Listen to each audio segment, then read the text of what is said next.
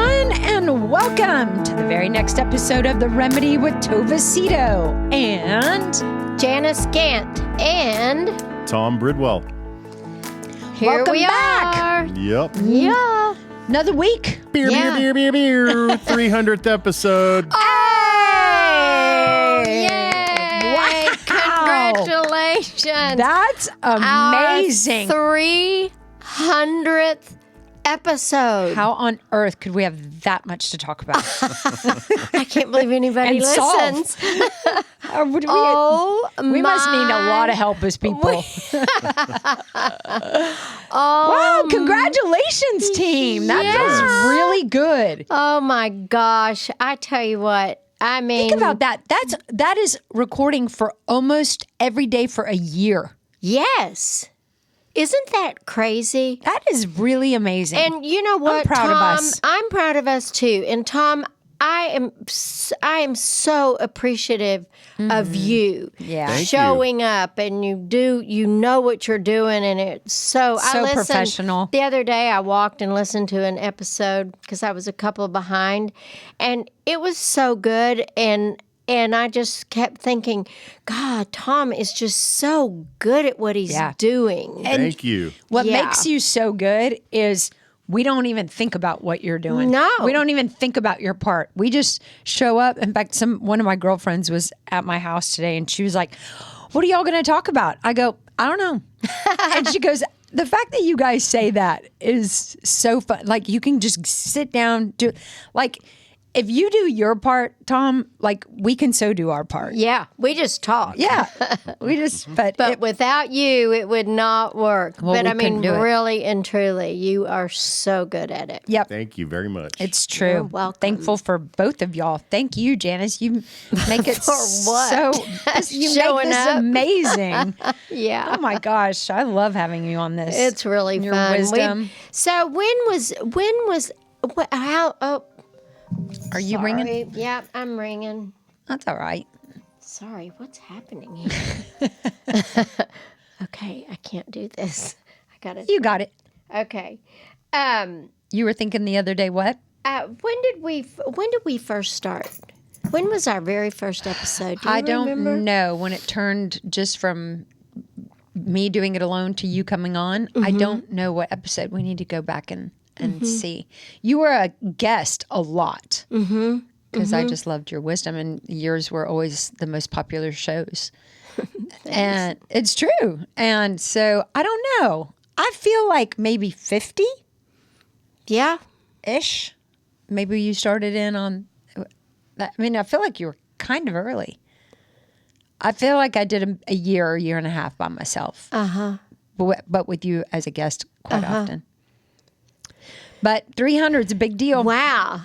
We should have had margaritas. I know. I went to Fajita Pete's? Fajita Pete's yesterday and got a margarita and tacos, chicken tacos, and took them home. Tom was gone, and it was so good.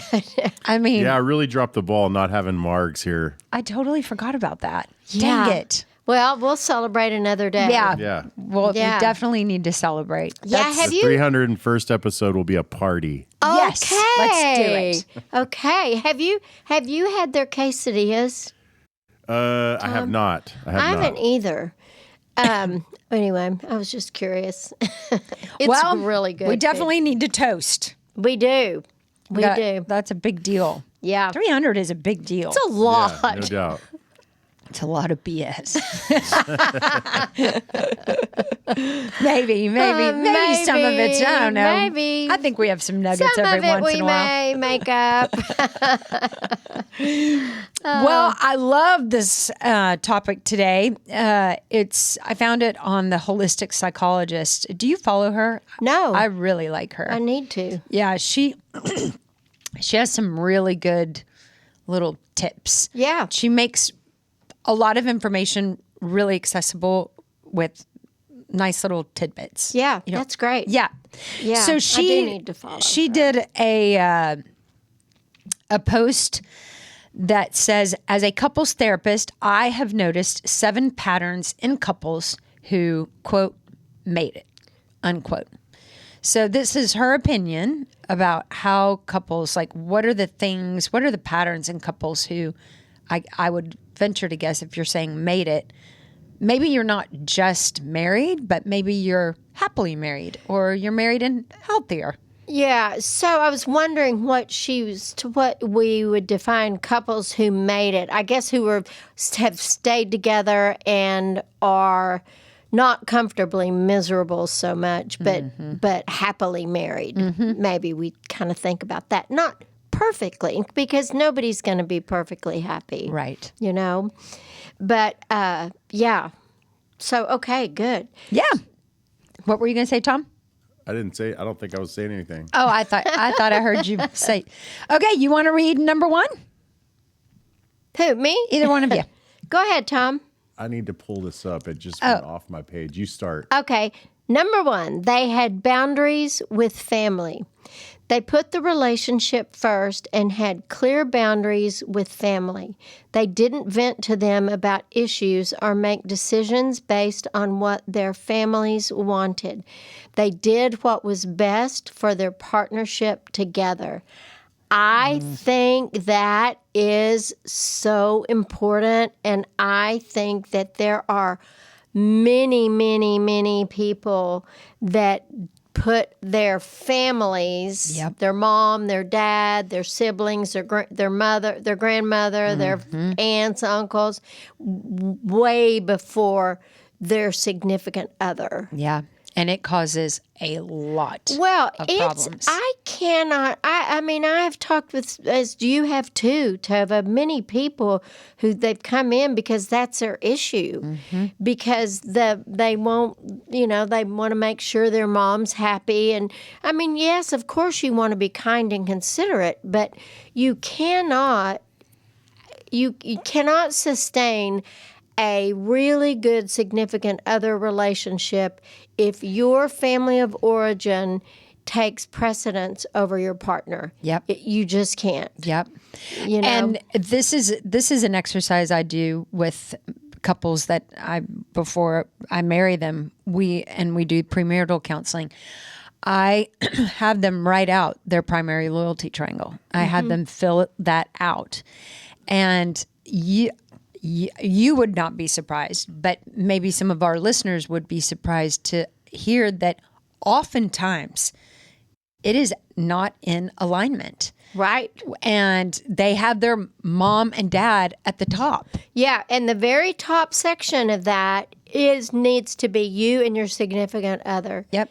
And then right below that is you and your significant other and your children. And then below that, it's parents, friends, wherever you want to put them. Yeah.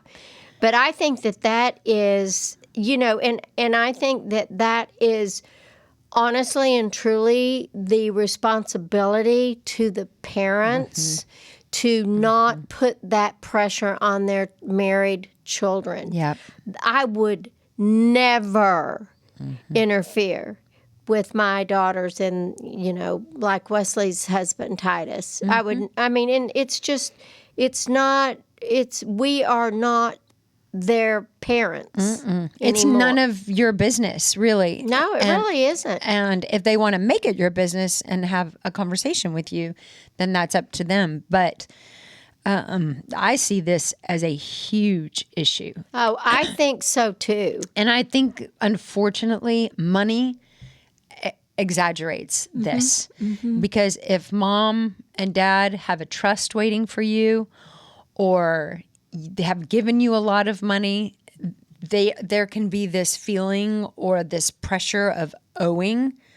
Well, we support you. we did the down payment on your house. We did, whatever it is. And so I think sometimes, I know some parents use the money to get what they want from their children. Control. Yeah, control. Yeah. And that's dangerous. Yeah. It causes a lot of problems. Well, and it doesn't, if it's the husband's parents, then the wife feels discounted, and then if it's her parents, then the husband feels disrespected because he he is the man of the house, and you don't want to rob him of that. We want to nurture that so that our husbands feel that like they're valued and they're important. Of course. Yeah. And if mom and dad take precedence, that's going to cause big problems in your marriage. Yeah. I love number 2. Okay. Tom, you want to take that one? Sure. They were friends. They genuinely enjoyed spending time with each other. They were excited to come home and catch up after a long day. Friendship was the basis of their relationship. I love this one. Yeah. Yep. Yeah. I think all 3 of us are really lucky to have that in our relationships. Yeah. Like we love them, but we also enjoy them. Mm-hmm. I mean, I was at the lake all weekend with Craig, and we just have a blast together. Yeah. Yeah. You're like that with Tom. Yeah. Yeah. And you're like that with Maureen. Oh, yeah. Yeah. We're all buds. Yeah. Which is really sweet. Yeah. I mean, I think that Tom's friendship for me, I just know that he has my back and he will have my back. And that feels so good. It's essential. Yeah. But it's not It's not a given. No, it isn't. It is not a given, which is really hard for me. I could never be in a relationship where somebody did not have my back. Mm-hmm. Wow. Yeah. Because if Mama ain't happy, nobody's happy. That's damn right. Okay, number 3. They had been through really dark times. They all had been through really difficult periods where they were at a crossroads and even had second thoughts, but they chose to stay together and work through it. This is established trust. What do you think about that?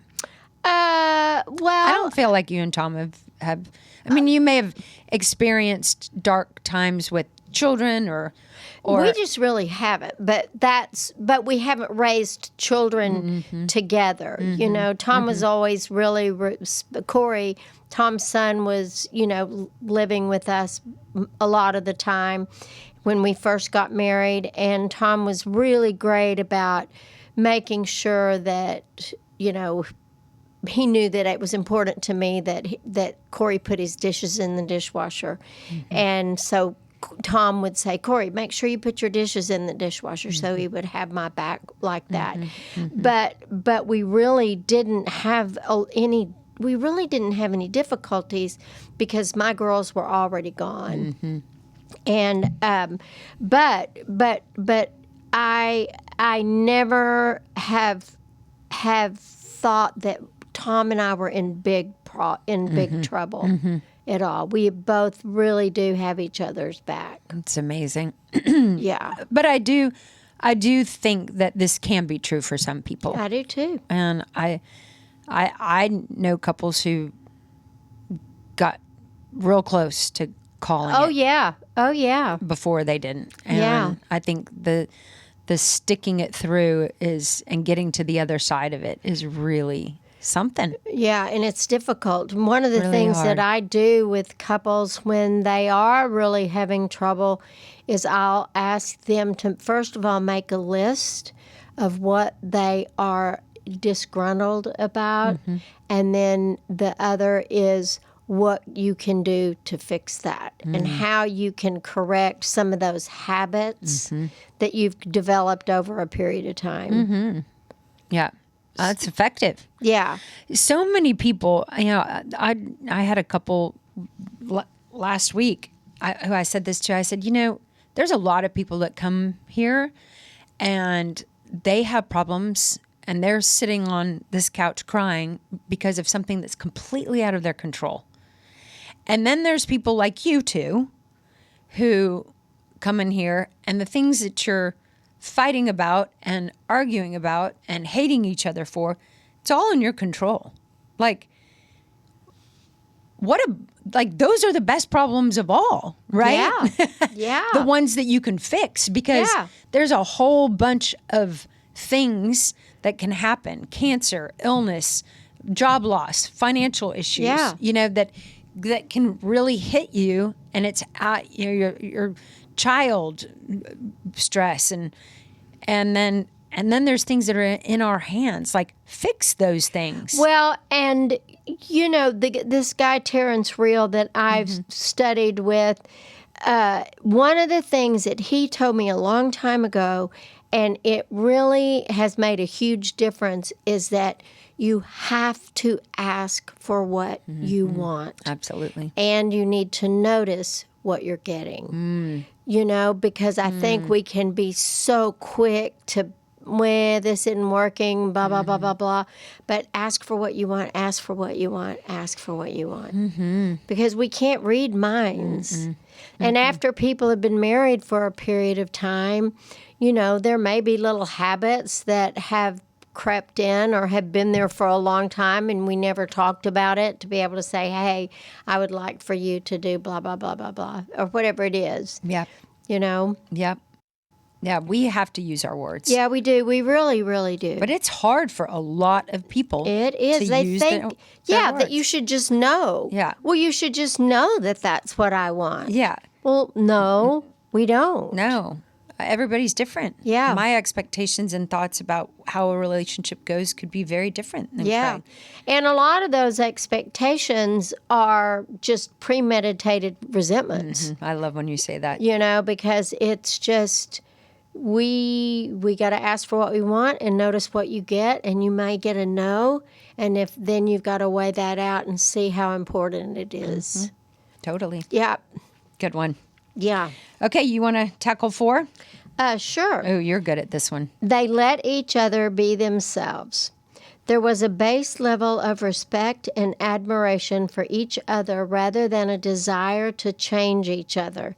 This freedom brought out the best of each of them. That's so good. Yeah. You and Tom are really good about We're that. really good about that. Yeah. Yeah. We, and nobody does anything that is, going to be dishonest with each other, or it's just so easy. We just don't have any issues. Yeah. I love that quality. I think we're just too old. It's like, I'm tired. It's not worth it. I do think age and maturity, that comes more and more with age, and security. Yeah. Yeah. I think the older I get and the longer I'm with Craig, this becomes easier. It does become easier. And Tom went on a trip to Colorado over the weekend with 6 of his high school friends. And they had the cutest T-shirt. They had pictures. The guy who was hosting had photos, their high school picture in a circle on the front of their T-shirt. It was really cute. That is cute. It was really cute. But I thought several times when Tom was gone, I thought because I don't know these guys. I've met a couple of them, but I didn't really know them. And I was so grateful that I didn't have to worry about anything. The only thing I worried about was they rented those little motor bikes, and they were driving those around, and I was worried about that. But there was no shenanigans, or I just don't ever worry about that. I don't ever, not Tom. Craig has a guys trip coming up next week, and they go, the same group, they go to Vail. That's where Tom and them went. And then they go to Cabo. Twice a year they split, and the next week's Vail. And these guys, there's shit talk, there's golf, there's, but it's all, there's no shenanigans. I would never worry about Craig and this group of guys ever acting a fool. But that's rare too. It is. Sadly. It really is. I know. Oh, and if I had the anxiety of that, I'd just rather be alone. Oh, certainly. Absolutely. It would be terrible. Yeah. Okay, I love 5. They had difficult conversations. They communicated regularly and were open to each other's perspectives. They didn't cope by avoiding or denying. Emotional regulation was present, so conversations rarely become explosions. These are critical. These are critical. The fact that you can have a conversation without exploding or or picking out who was wrong or who was right. I mean, it's just so important, because what you don't talk about, it can just bubble up inside of you, and your brain goes to town with it, and it can ruin a relationship. Well, I think that's what happened in my first marriage. I don't think that things were going well, and and I didn't know why, and I would ask Topher sort of, but we did not have difficult conversations, and I was so proud that we never fought. I was so proud. We never got in one fight. It's because you didn't talk about it. We didn't talk about a damn thing. We did not. And isn't that something? Oh, and really, that is so important, that if something is really kind of gnawing at you about the person with whom you're in the relationship, talk about it. Talk about it. As scary as it can be kind, but talk about it. Because once those things are spoken, they tend to dissipate. Yeah. And then you can get into the solution. Yeah. Because it's those things that go around in your head and round in your head. I just read a study about this, how the difference, it was a study on your brain and memory. And it talked about one section of it. It was a really long study, but one section that I found to be incredibly insightful was ruminating versus resolving. And if you have something that if you have a memory, or your husband or your wife have done something, or even just an idea that they might. Yes. And you're ruminating on it, it increases your anger, resentment, emotion. It is proven to increase those negative feelings. Well, and then what's happening with that too, you are creating a wrinkle in your brain that is going to be your go-to spot. And that is going to be very difficult to get over. Yep. Because you'll keep going back. Yep. Yeah. Yep. And then the other side of the study, they said even just talking about it. So like going to a therapist and just getting it out, to use your word, it dissipated the emotion, the anger, the resentment, the hurt, and part of the memory of it in that moment starts to fade. Yeah. It's like you've pushed a hole in a balloon, tiny Yes. hole, and it starts to just it gets it out. And then It seems like it should be common knowledge or common sense, but we hold on to a lot of shit. Yeah, and another thing that really, really helps is to remember what you like about the person. Remember think about what they do. If like Tom goes to the grocery store on Sunday.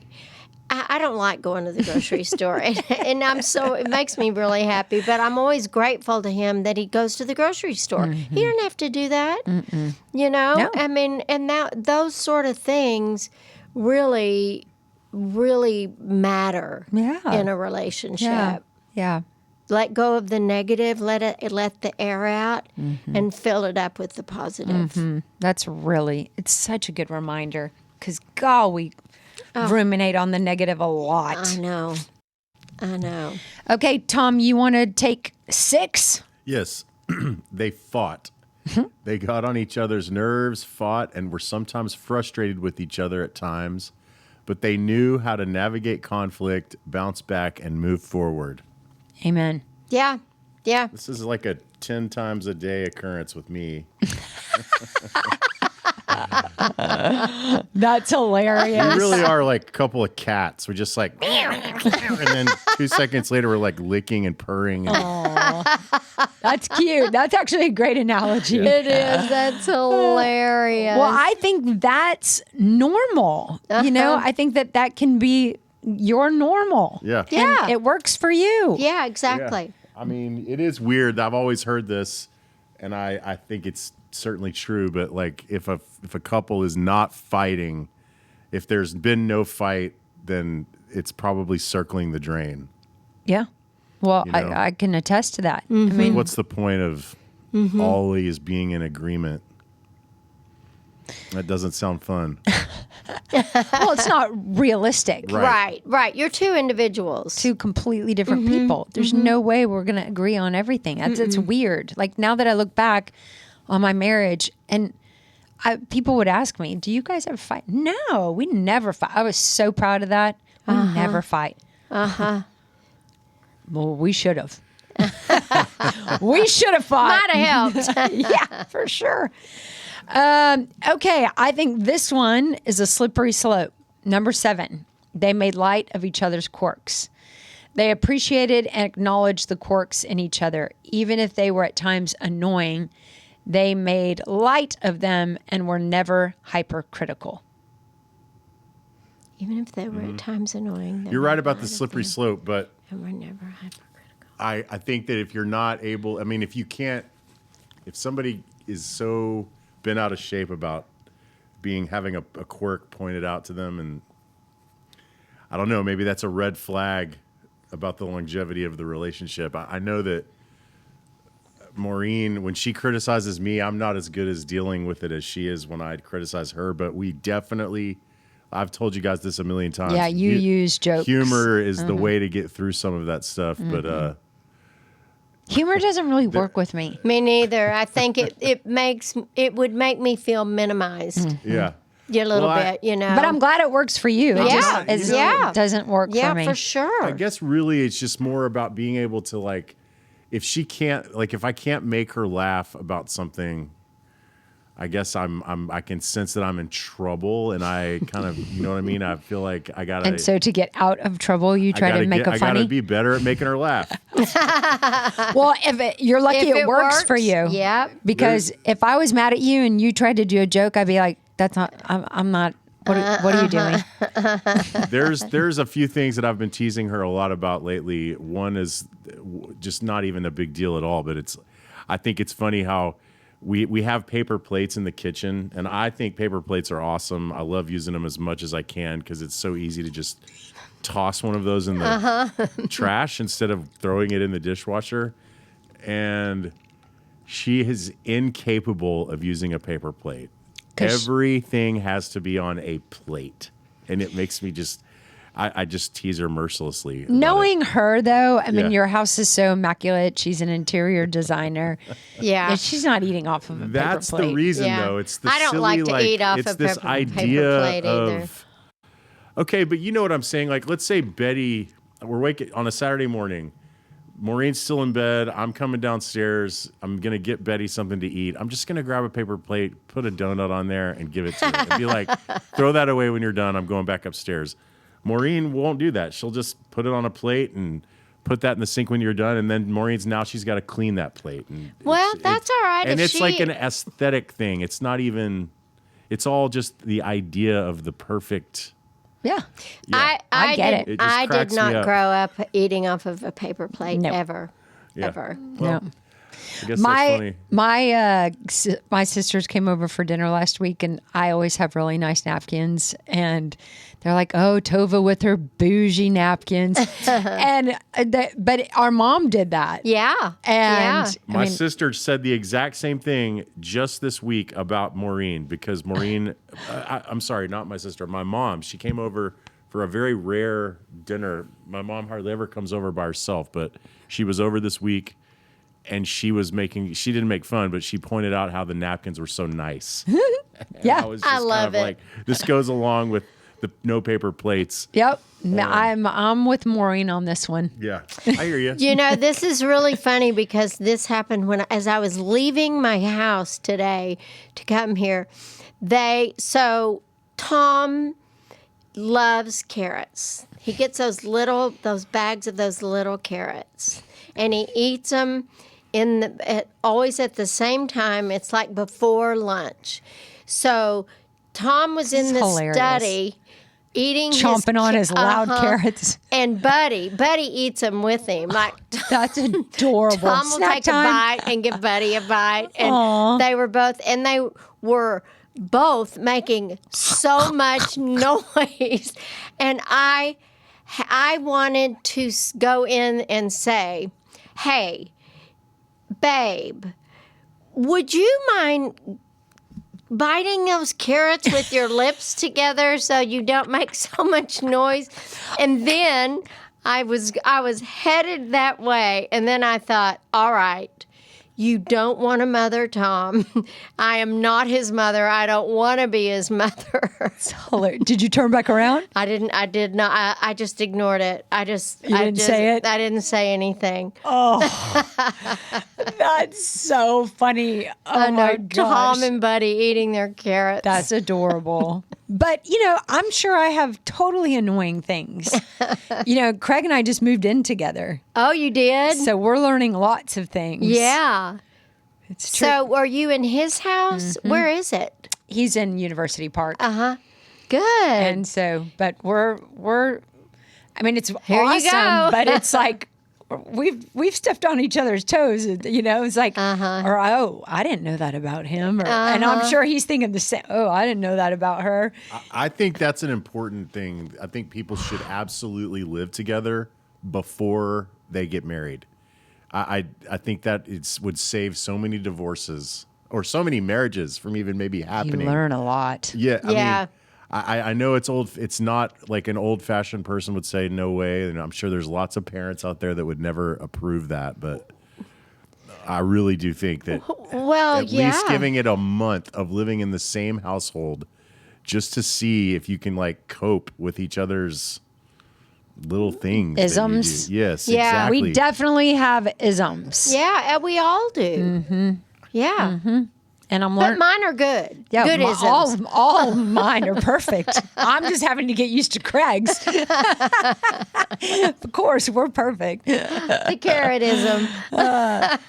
Well, I like these. I do too. I like them also. She has really good little tidbits and advice. I need to follow her. The holistic psychologist. The.holistic.psychologist. Yep.